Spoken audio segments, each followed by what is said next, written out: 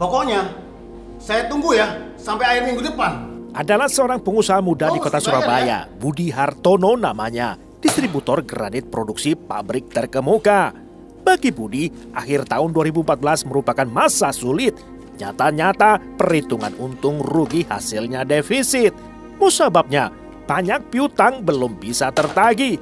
Itu artinya tak ada untung diraih. Dari sekian lembar nota di tangan Budi, di antaranya ada 3 transaksi yang selalu gagal bayar berkali-kali, yakni pembelian granit oleh usaha dagang Karya Jaya Abadi. Didapati ada 3 nota pembelian belum lunas, yakni tagihan sebesar hampir 17 juta rupiah pada 26 Mei 2014, tagihan 21 jutaan pada 4 Juni 2014, dan tagihan sebanyak 720.000 pada 7 Juni 2014. Sehingga total tagihan serta bunganya berjumlah 49 juta rupiah. Kalau ini dibiarkan, sampai tahun depan pun kakak bisa dibayar. Apa aku datangi saja tokonya? Biar jelas.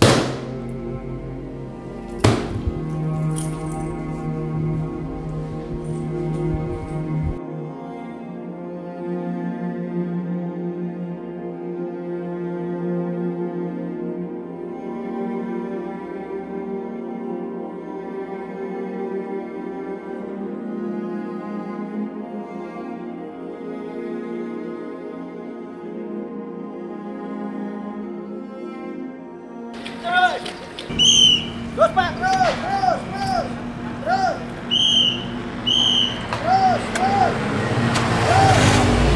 Ayo terus Pak, terus. Apa terus? Terus, belum mentok Pak, ayo terus.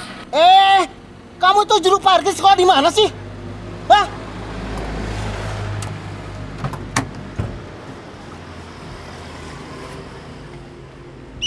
Terus, jauh terus. Terus. Terus. Kamu juru parkir sekolah di mana sih? Terus, Hah? ayo. Udah tahu mobil saya mau mundur, Terus, Pak, terus. malah ngalangin mobil saya. Terus. Ayo minggir, Terus. atau saya tabrak kamu ya? Terus. Terus. Wah, bodoh. Begitu mendidih emosi Budi, perilakunya makin tak terkendali. Terus.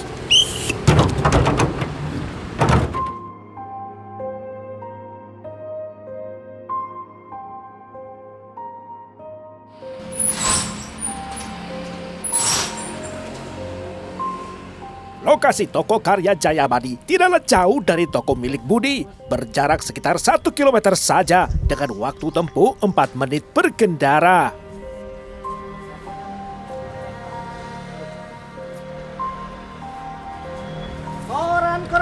Koran pagi, koran siang, koran malam. Mas, Koran. beli koran nih. Ada berita tentang Messi nih. Messi? Emang kenapa sih Messi, Pak? Dia kabur dari Barcelona. Kabur? Jangan sampai ketinggalan berita, ntar rugi.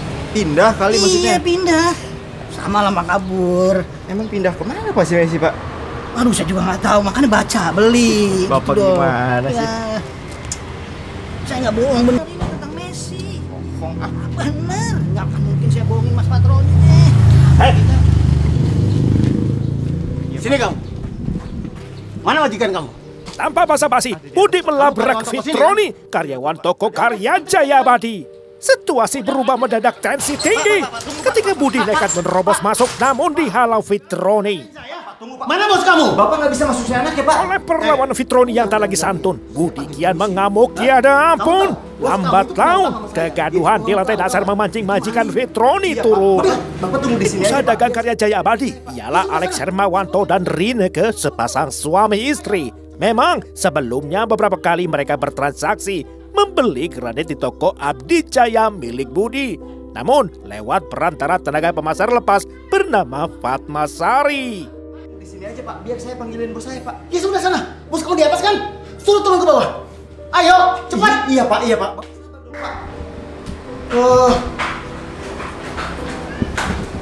Apa-apaan ini? Bapak ini siapa? Hah? Datang ke sini jangan sok preman. Di sini ada aturannya. Bapak jangan cari gara-gara ya. Suasana pun semakin keruh, simpang siur pertengkaran gaduh. Lantaran Alex dan Budi berdua tak pernah bertemu sebelumnya. Saya ya sudah Bapak telantarkan berbulan-bulan. Hah? Saya di sini mau nagih utang. Berantakan apa? Saya aja nggak kenal Bapak. Bapak datang ke sini, tiba-tiba marah-marah kayak kesetanan. Bapak mau cari gara-gara ya? Ayo, saya nggak takut. Bapak lihat ini, ada 3 nota di sini. Hah? Sudah, ya. Ada 3 nota atas nama Karya Jaya Abadi.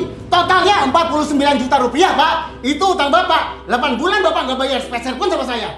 Hah? Sekarang kewajiban Bapak dong membayar untuk saya. Pak, sebaiknya kita duduk sambil ngobrol ya. Saya nggak kenal sama Bapak. Urusan saya sama Pak Masari. Dan saya nggak tahu kalau dia ngambil barang buat saya itu dari toko Bapak. Jadi kalau ada tagihan yang kelewat, ya saya nggak tahu. Memang salesnya itu namanya Fatma Sari, ya. Dan saya kejar-kejar dia dari kemarin. Udah 8 bulan saya kejar-kejar dia. Udah. Yang penting sekarang kalau mau damai, Bapak bayar aja sekarang uangnya 49 juta rupiah sama saya. Baru damai, saya langsung keluar. Sudah selesai urusan kita. Tapi Pak. Tapi udahlah, jangan tapi lagi. Sekarang bayar 49 juta rupiah. Kalau urusan kita selesai. Atau kalau kamu nggak bisa bayar juga, saya bakalan panggil polisi loh. Ya, ini saya sudah punya buktinya nih. 3 nota ini buktinya. Ini bukti kuat. Sekali lagi saya ingatkan ya, bayar hari ini, ya, atau saya panggil polisi. Budi pulang dengan tangan hampa, sia-sia sudah menumpahkan segala murkanya. Duit 49 juta rupiah dipertaruhkannya dengan jurus pamungkasnya, yakni gugatan perdata yang ujungnya bisa memenjarakan Alex sekeluarga. Sebab penipuan nyata-nyata memenuhi unsur pidana. Beresin ya. Usai peristiwa, Alex dan Rina ke istrinya memetik trauma, juga menumpuk dendam angkara. Pada awalnya konflik hanya soal utang 49 juta rupiah, justru kini berkembang ke ranah pidana. Ketika Alex melibatkan 2 tentara marinir berpangkat Kopral 2, yakni Warsidi dan Jaka Santosa. Sesungguhnya Alex membungkus misi jahatnya dengan modus melindungi keluarga.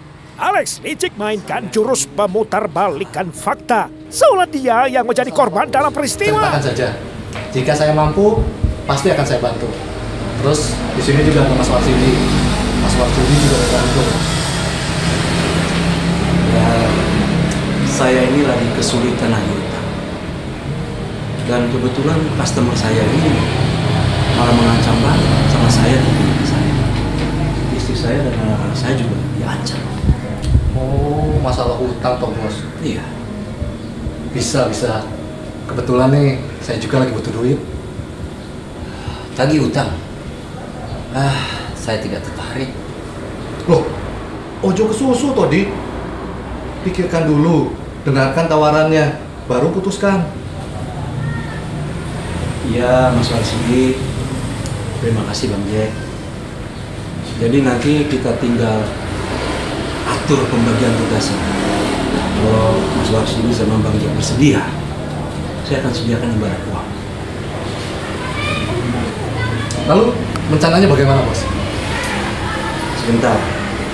Jadi, pelanggan saya itu namanya Budi Hartono, pemilik CP Abijaya. Dia berhutang sama saya 49 juta. Nah, ini sangat sulit sekali untuk ditagih. Saya kepengen hak saya bisa balik ke saya bisa belajar. Gampang, Bos. Bisa diatur. Jadi begini, kita intai dia, lalu kita culik. Saya akan mengambil hak saya dengan menguras tabungannya. Dan setelah itu, semuanya adalah urusan saya. Oke, Bos. Bisa diatur. Kalau untuk pengawalan saja, saya bersedia. Tapi selebihnya saya tidak tertarik. Sampean tenang aja. Biar selebihnya urusan saya, Mas. Pokoknya, saya ingin dia jerah. Bila perlu, habisi dia. Biar keluarga saya aman selamanya.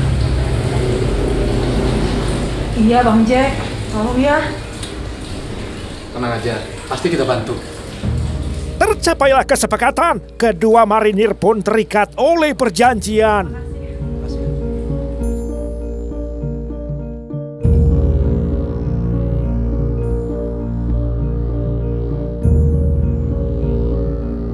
Selama sepekan lebih, Alex mengajak Tarsono dan Rendro kawannya mengintai Budi saban hari. Walau Rendro memegang kemudi, tetapi Alex Hermawanto yang pegang kendali, sedangkan Tarsono sebatas mengikuti. Tarsono yang adalah tentara desersi. Dari tokonya di Jalan Penghela, Alex memimpin kawanannya menuju lokasi pertama, yakni Kompleks Pertokoan Mutiara Dupak, lokasi toko Budi CV Abdi Jaya. Setelah diintai cukup lama, Budi ternyata tidak ada, sehingga mereka lekas cabut ke lokasi kedua untuk menjemput Warsidi si Kopral 2. Disepakati di Rumah Sakit PHC Surabaya tempat penjemputannya. Selanjutnya, Alex memerintahkan tim yang sudah lengkap kembali ke lokasi pertama.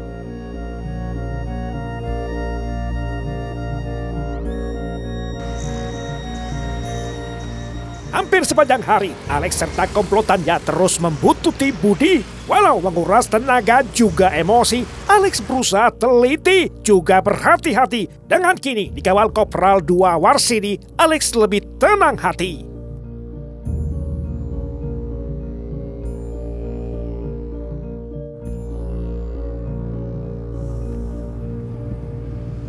Bos, maaf loh bos. Aku makin gak ngerti aja bos. Kalau memang kita tahu kalau Koh Budi itu mau ke toko kita, kenapa kita harus berhenti di sini bos? Dan lagi, kalau kita langsung ke sana, kita bisa tangkap dan habisi dia di sana bos. Kenapa kita tunggu di sini bos? Bener bos. Strategi itu urusan aku.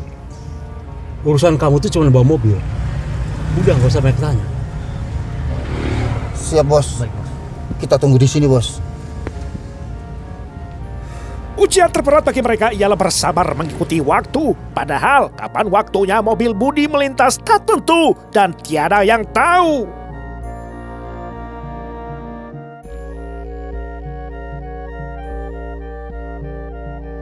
Setengah jam berlalu, akhirnya sebuah panggilan masuk mengakhiri masa menunggu.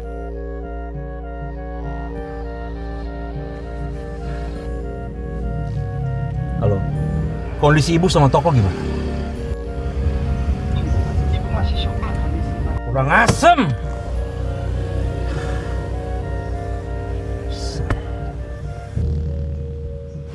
Nah itu mobilnya Koh Budi. Ayo Reno, cepetnya. Ayo cepat, kejar. Ayo. Sampai dia kamu.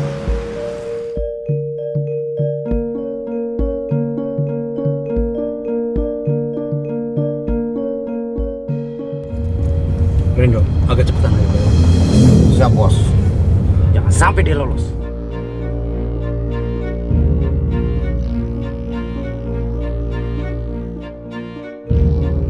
Selepas jam makan siang, Kopral 2 Jaka Santosa bergabung datang. Lengkaplah kini seluruh kaki tangan Alex untuk menculik Budi.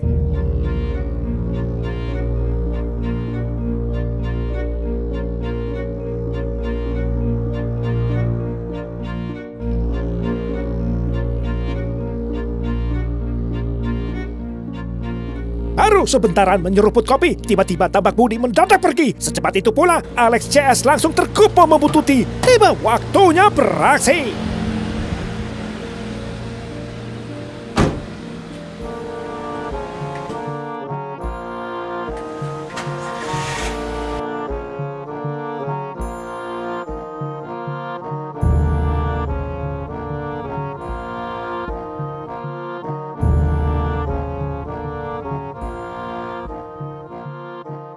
Seperti bermain kucing-kucingan, komplotan Alex mengejar mobil si calon korban. Setelah sekian lama, Alex memerintahkan Rendro untuk memulai langkah pertama, yakni menabrak mobil Budi sepenuh tenaga. Saatnya memangsa.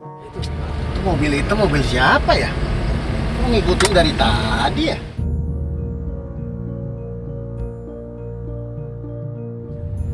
Mumpung jalanan masih sepi, ayo tabrak dia. tabrak mobilnya. Tabrak dia. Ya, bos. Tabrak terus. Tabrak dia, biar nggak bisa lolos. Terus sundul dia. Terus Rendo. Ayo Rendo, tabrak terus. Siap, bos. Tabrak aja, tabrak. Jangan sampai dia lolos. Pepetin terus Rendro, terus. Ke kiri.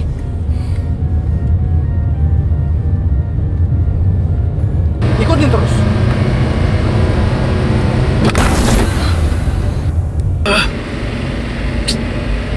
Sialan nih. Kenapa nabrak-nabrak mobil saya nih? Siapa sih ini? Aduh. Aduh. Siapa ya?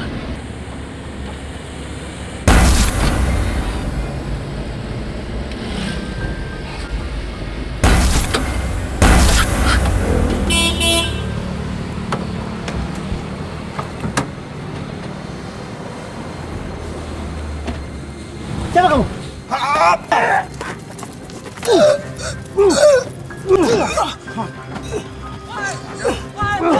Berhenti, jangan hakim sendiri, jangan hakim sendiri. Ada apa sini? Mana ini?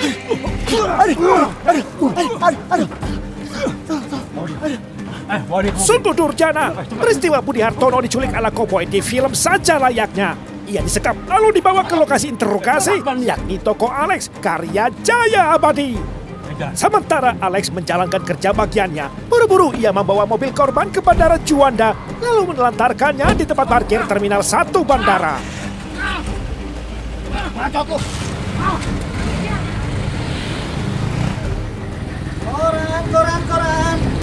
Koran.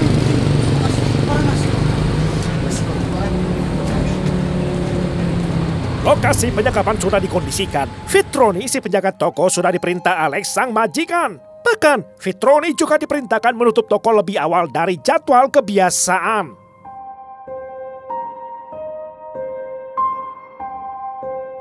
Tak berdaya, Budi Hartono hanya bisa pasrah belaka. Ia diperlakukan seperti penjahat saja. Lantas, apakah ini setimpal dengan perkara 49 juta rupiah? Peluang Budi Hartono luput dari bahaya tampaknya makin muskil saja. Atau mungkinkah akan terjadi sebaliknya? Budi Hartono mendapat kesempatan kedua.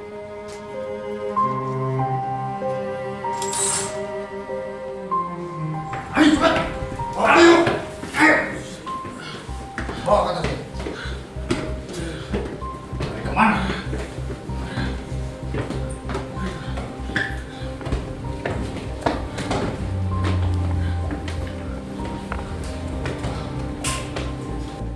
Duduk kamu.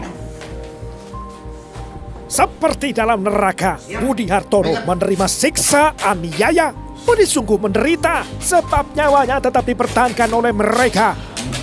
Diam kamu. Kondisi Budi benar-benar lunglai tiada daya. Antara selamat dan tamat cuma setipis rambut jaraknya. Pasrah menanti kemana Bandul ayun arah. Diam kamu, diam. Macam sama saya. Kamu tidak apa? Diam.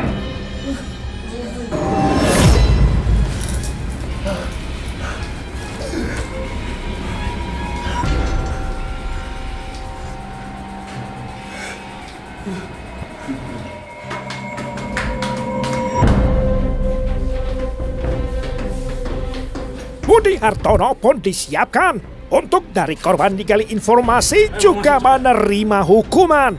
Alex dan Rineke istrinya mengambil alih jalan acara.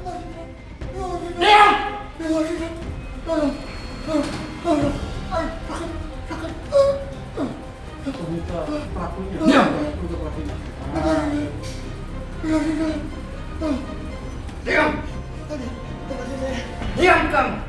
Kamu apa? Ngapain kamu datang ke sini, ha? Memang kamu siapa? Berapa nama PIN ATM kamu? Berapa nama PIN ATM dan kartu kredit kamu? Jawab!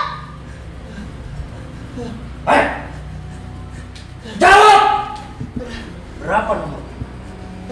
Kasih tahu pakai tangan. Kalau enggak, nyawa kamu yang akan melayang. Kalau kamu enggak jawab, nyawa kamu yang akan melayang. Cepat! Berapa?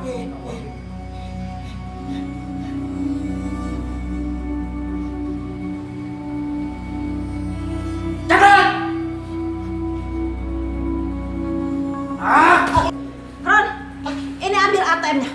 Kuras semua isi tabungannya. Kata Fitroni bertahap menguras uang tabungan korban. 45 juta rupiah banyaknya. Istri Alex, Rineka, juga melakukan tarik tunai dari kartu kredit korban. Dengan kemudian 39 juta rupiah berpindah tangan. Sehingga 84 juta rupiah total hasil rampasan. Menjelang tengah malam, komplotan berembuk untuk mengakhiri rangkaian aksi kejam. Di Jembatan Kembar Watu Ondo, Mojokerto, Alex Hermawanto menjatuhkan vonis mati terhadap Budi Hartono.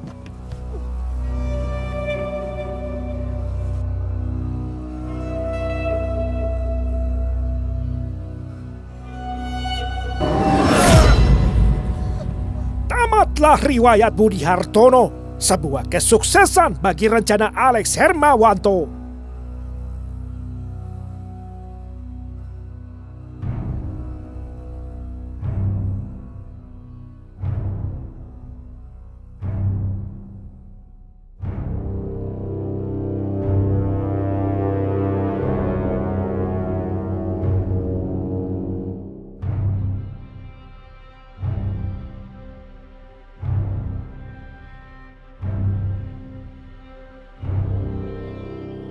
Dua hari pasca peristiwa, Budi Hartono ditemukan sudah tak bernyawa di aliran irigasi di kolong jembatan Kembar Canggar Watu Ondo di Mojokerto. Kondisi jenazah si bos keramik sungguh mengenaskan. Lakban mengikat di tangan, kaki, mulut, serta mata korban. Setelah identitas korban teridentifikasi, Polrestabes Surabaya menyigi kasus Rajapati berkat keterangan saksi serta bukti rekaman video CCTV dari Anjungan Tunai Mandiri. Penyidik gabungan meringkus 7 tersangka, 2 diantaranya anggota TNI. Singkat cerita, 5 tersangka diadili di Pengadilan Negeri Surabaya dengan dakwaan melakukan pembunuhan berencana serta pencurian dengan kekerasan. Kelimanya dinyatakan terbukti bersalah. Mulai dari Alex Hermawanto pelaku utama diganjar hukuman pidana 20 tahun penjara. Rineka istrinya dihukum 15 tahun penjara. Tarsono 15 tahun penjara pula. Sedangkan Rendro Wibowo 12 tahun penjara dan Fitroni 10 tahun penjara. Nasib serupa juga menimpa 2 terdakwa lainnya, Kopral 2 Warsini dan Kopral 2 Jaka Santosa di Peradilan Militer Surabaya. Kedua terdakwa dinyatakan terbukti bersalah, memberi bantuan juga sengaja merampas nyawa, serta pencurian dengan kekerasan pula. Keduanya dipecat dari dinas militer, juga diganjar hukuman pidana penjara. Kopral 2 Jaka Santosa diganjar hukuman pidana 7 tahun penjara, sedangkan Kopral 2 Warsini 6 tahun penjara.